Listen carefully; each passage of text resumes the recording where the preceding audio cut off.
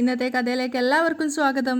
അങ്ങനെ ഗീതു കാറിൽ നിന്ന് ഇറങ്ങിയതിന് പിന്നാലെ തന്നെ അജാസ് വിളിക്കുന്നുണ്ട് പെങ്ങളേന്ന്. അപ്പോൾ രാധികയും വരുണും അവിടെ അത് കേട്ട് നിൽക്കുകയാണ്. അപ്പോൾ അതുപോലെ തന്നെ ഗീതു തിരിഞ്ഞു നോക്കുന്ന സമയത്ത് അജാസ് ഹോസ്പിറ്റലിലേക്ക് കൊണ്ടുപോയി കിറ്റ് കൊണ്ടുവന്നിട്ട് പറയുന്നുണ്ട്, ഇത് മറന്നുപോയി. ഓ, അതിനുശേഷം അത് ഗീതുവിന് എടുത്തു കൊടുത്തുകൊണ്ട് തന്നെ അജാസ് ചോദിക്കുന്നുണ്ട്, ഇനി ഇന്ന് എവിടെയെങ്കിലും പോകാനുണ്ടോ? എന്തേക്കാ? അതല്ല, എനിക്ക് അത്യാവശ്യമായിട്ട് കുറച്ച് ജോലികൾ തീർക്കാനുണ്ടായിരുന്നു, അതുകൊണ്ടാ. അങ്ങനെയാണെങ്കിൽ ഞാൻ അഡ്ജസ്റ്റ് ചെയ്തോളാം, ഇക്ക പോയിക്കോ എന്ന് പറയുന്നുണ്ട്. അത് വേണ്ട, എവിടെയെങ്കിലും പോകണമെന്നുണ്ടെങ്കിൽ 5 മിനിറ്റ് മുന്നേ എന്നെ വിളിച്ചാൽ മതി, ഞാൻ വന്നോളാം. അങ്ങനെ പറഞ്ഞിട്ടാണ് അവർ പോകുന്നത്. അപ്പം അജാസ് പോയതിന് ശേഷം രാധികയും വരുണും കൂടെ പറയാണ്, ഒരു പെങ്ങളും ഇക്കയും അമ്മ കൊണ്ടുവന്ന മുതലല്ലേ, ഞാൻ തന്നെ അവനെ ഇവിടുന്ന് പാക്ക് ചെയ്തോളും. രാധിക വെറുപ്പോടു കൂടി പറയുകയാണ്. അവളുടെ ഒരു ഇക്ക എന്ന് പറഞ്ഞുകൊണ്ട് രാധികയും വരുണും അകത്തേക്ക് വരികയാണ്. അപ്പോഴേക്കും ഗീതു അകത്തെത്തിയിട്ട് കാഞ്ചനയോട് പറയുന്നുണ്ട്, ഇതാ കിറ്റ് കൊടുത്തുകൊണ്ട് പറയാണ്, കറികളൊക്കെ സൂപ്പറായിരുന്നു എന്ന് രഞ്ജു പറഞ്ഞിട്ടുണ്ടായിരുന്നു. പാചകത്തിൽ ഞാനൊരു സംഭവമാ എന്ന് പറഞ്ഞുകൊണ്ട് കിറ്റ് എടുക്കാൻ വേണ്ടി വരികയാണ്. അപ്പോഴേക്കും രേഖ വന്നിട്ട് ചിരിച്ചുകൊണ്ട് പറയുന്നുണ്ട്, പാചകത്തിലല്ല വാചകത്തിലാണ് കാഞ്ചനയൊക്കെ ഒരു സംഭവം. ഉണ്ടാക്കിയത് ഞാനും, ക്രെഡിറ്റ് മുഴുവൻ കാഞ്ചനയ്ക്കും. അപ്പോൾ കാഞ്ചന പറയുന്നുണ്ട്, ഞാൻ താനേ ഗ്യാസ് സ്റ്റവ് ഓണാക്കിയതും ഓഫാക്കിയതും, തീ ഇല്ലാமல் എപ്പടി സാപ്പാട് ഉണ്ടാക്കും. അത് കേട്ട് ചിരിച്ചുകൊണ്ട് രേഖ പറയുന്നുണ്ട്, ഇതാ ഞാൻ പറഞ്ഞത്, വാചകത്തിൽ നീയാ കേമിയെന്ന്. അല്ല, രഞ്ജുവിന് എങ്ങനെയുണ്ട് ഗീതു? നാളെ ഡിസ്ചാർജ് ചെയ്യാമെന്നാണ് ഡോക്ടർ പറഞ്ഞത്. അപ്പോഴേക്കും രാധികയും വരുണും കൂടെ അകത്തേക്ക് വരുന്നുണ്ട്. ഗീതുവും രേഖയും തമ്മിലുള്ള സംസാരം അവർ കേൾക്കുന്നുണ്ട്.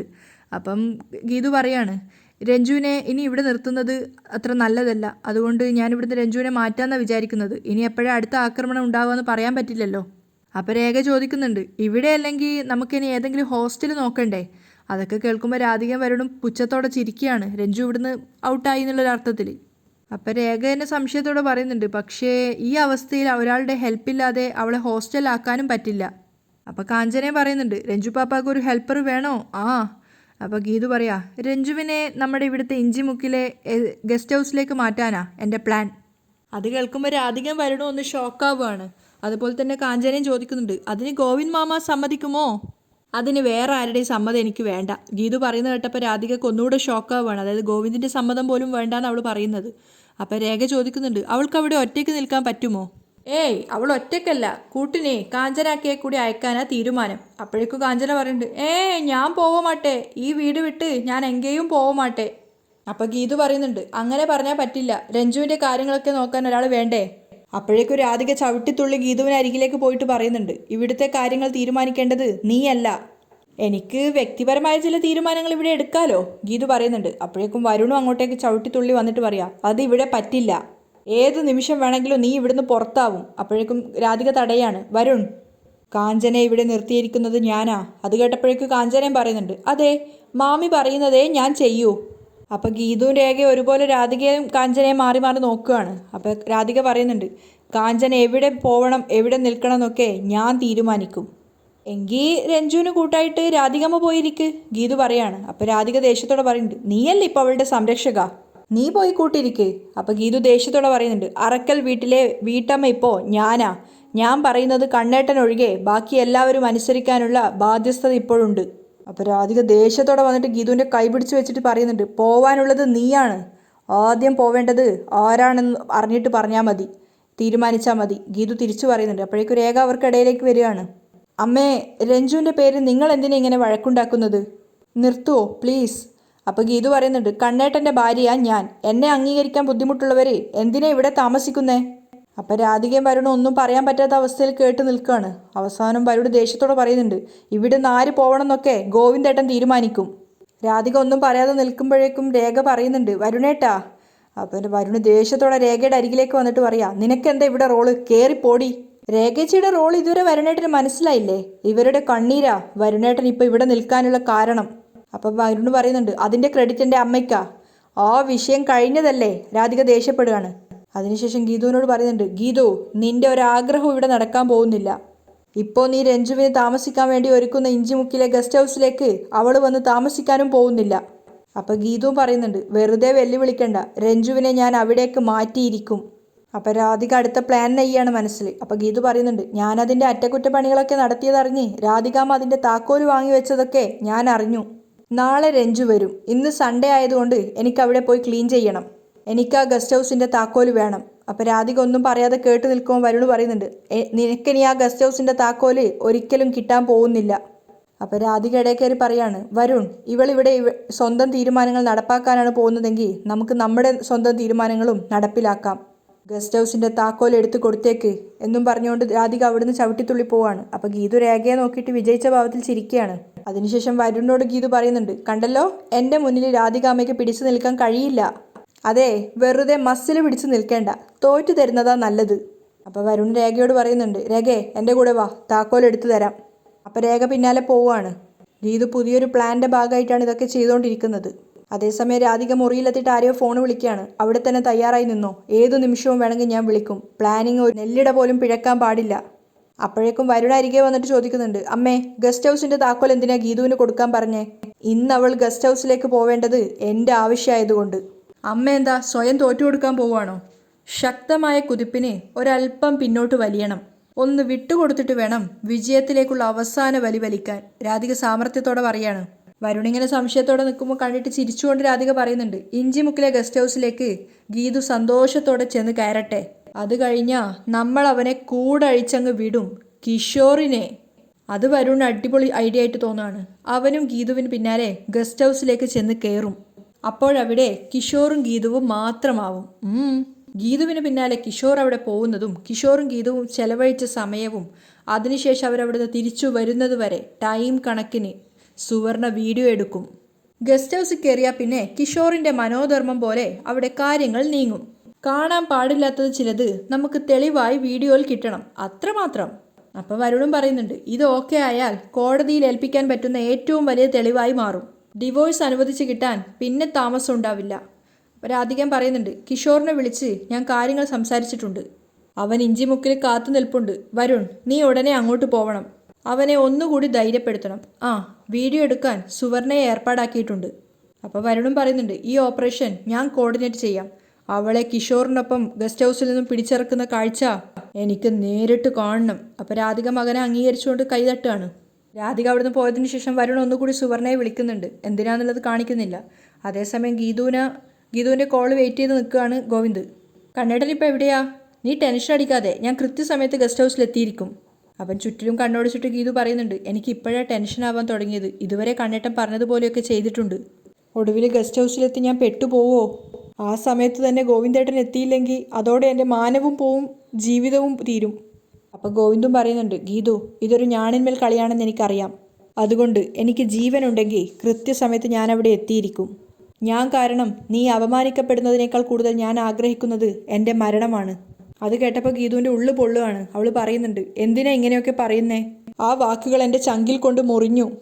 അത് കേട്ടപ്പോൾ ഗോവിന്ദന് സന്തോഷമാവുകയാണ്. അത്രമേൽ തന്നെ പ്രണയിക്കുന്നുണ്ടല്ലോ, സ്നേഹിക്കുന്നുണ്ടല്ലോ എന്നൊക്കെ മനസ്സിലാക്കി ആ ഒരു സന്തോഷത്തോടെ ഗോവിന്ദും പറയുന്നുണ്ട്, സാരില്ല, ഞാൻ അവിടെ മരുന്ന് പുരട്ടിത്തരാം. അത് കേട്ടതോടെ ചങ്കിക്കൊണ്ട വേദന പോയി. ഗീതു ചിരിച്ചുകൊണ്ട് പറയാണ്. അപ്പോൾ ഗോവിന്ദ് കള്ളച്ചിരിയോടെ പറയുന്നുണ്ട്, അപ്പോൾ മരുന്ന് പുരട്ടാനുള്ള എൻ്റെ ചാൻസ് പോയി. അപ്പോൾ ചിരിച്ചുകൊണ്ട് ഗീതുവും പറയുന്നുണ്ട്, ആ പറഞ്ഞതിൽ എന്തോ ഒരു വഷളത്തരം ഒളിഞ്ഞു കിടപ്പുണ്ടല്ലോ. അപ്പോഴേക്കും ഗോവിന്ദിന് മനസ്സിലാവുകയാണ് അതിലൊരു വഷളത്തരമുണ്ട്. അത് ഞാൻ സത്യമായിട്ടും അങ്ങനെയൊന്നും ഉദ്ദേശിച്ചിട്ടില്ല. എങ്ങനെ ഉദ്ദേശിച്ചിട്ടില്ല എന്ന്? അത് ഞാൻ നിൻ്റെ ടെൻഷൻ കുറഞ്ഞോട്ടെ എന്ന് കരുതി ഞാൻ ഒരു ജോക്ക് അടിച്ചതാ, അത് കുറച്ച് ചളിയായിപ്പോയി. അപ്പോൾ ഗീതു പറയുന്നുണ്ട്, ഇത് മരണ വീട്ടിലെ ഡിസ്കോ ഡാൻസ് പോലെ അനവസരത്തിലെ ജോക്കായിപ്പോയി. അപ്പോൾ ഗോവിന്ദ് ചമ്മു, ഞാനേ ഇത്തരം വില കുറഞ്ഞ കോമഡികൾ ആസ്വദിക്കാൻ പറ്റിയൊരു അവസരത്തിലല്ല. അപ്പോൾ ഗീതു കോള് കട്ട് ചെയ്തപ്പോൾ ഗോവിന്ദ് സ്വയം പറയാണ്, അയ്യേ. പക്ഷേ കോള് കട്ട് ചെയ്തതിന് ശേഷം ഗീതു സന്തോഷത്തോടു കൂടിയാണ് ഗോവിന്ദ് പറഞ്ഞ വാക്കുകളൊക്കെ ആലോചിച്ച് ഇങ്ങനെ പ്രണയത്തോടെ നിൽക്കുകയാണ്. അപ്പോഴേക്കും കാഞ്ചന വന്ന് ഗീതുവിൻ്റെ സ്വപ്നത്തിൽ നിന്ന് വിളിക്കുകയാണ്, ഗീതു പപ്പാ, ആരെയാ കനവ് കാണുന്നത്? കാണാൻ കൊള്ളാവുന്നവരെ. ഗോവിന്ദ് മാമൻ അറിയണ്ട. ഗോവിന്ദ് മാമയുടെ സമ്മതത്തോടു കൂടി തന്നെയാ. അപ്പോൾ കാഞ്ചന പറയും, എന്നാൽ കുഴപ്പമില്ല.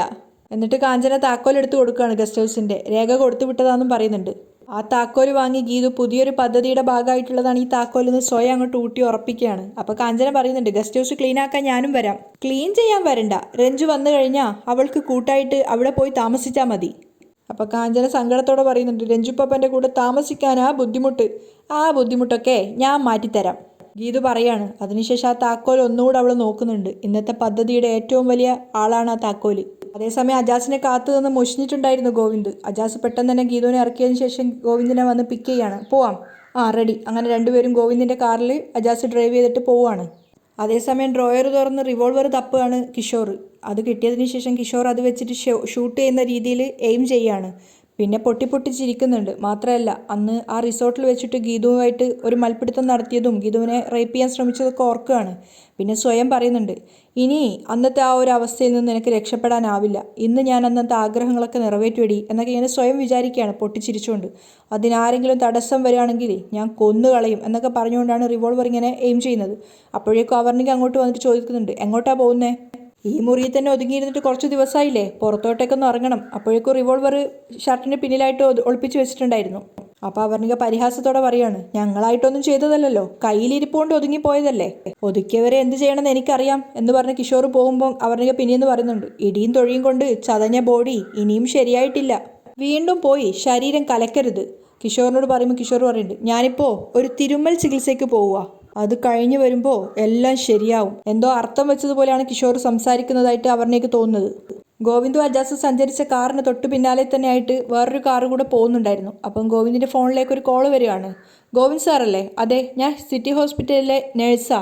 സാറിൻ്റെ അമ്മയെ ഇവിടെ കാഷ്വാലിറ്റിയിൽ പ്രവേശിപ്പിച്ചിട്ടുണ്ട്. എൻ്റെ അമ്മയോ? രാധിക എന്നാണോ പേര്? ഗോവിന്ദ് സംശയത്തോടെ ചോദിക്കുകയാണ്. വേറൊരു പേരാ പറഞ്ഞത്, സോറി ഞാൻ മറന്നു. AGM ഗ്രൂപ്പ് ചെയർമാൻ ഗോവിന്ദ് മാധവിൻ്റെ അമ്മയാണെന്നാ പറഞ്ഞേ. അമ്മ? ഗോവിന്ദ് ഇങ്ങനെ ആലോചിക്കുകയാണ് വിജയലക്ഷ്മിയുടെ വാക്കുകൾ. ഒരൊറ്റ പ്രാവശ്യം എന്നെ അമ്മ എന്നൊന്ന് വിളിക്കടാ. വിജയലക്ഷ്മിയുടെ അന്നത്തെ വാക്കുകളായിരുന്നു. അന്ന് തന്നെ ഗോവിന്ദ് പറഞ്ഞിട്ടുണ്ട്, ഒരിക്കലും വിളിക്കില്ല, മരിച്ചാ കൊള്ളി വെക്കാൻ പോലും ഞാൻ വരില്ല. അതിനുശേഷം ഒരു ടെൻഷനോട് കൂടി അജാസിനോട് വണ്ടി നിർത്താൻ പറയാണ്.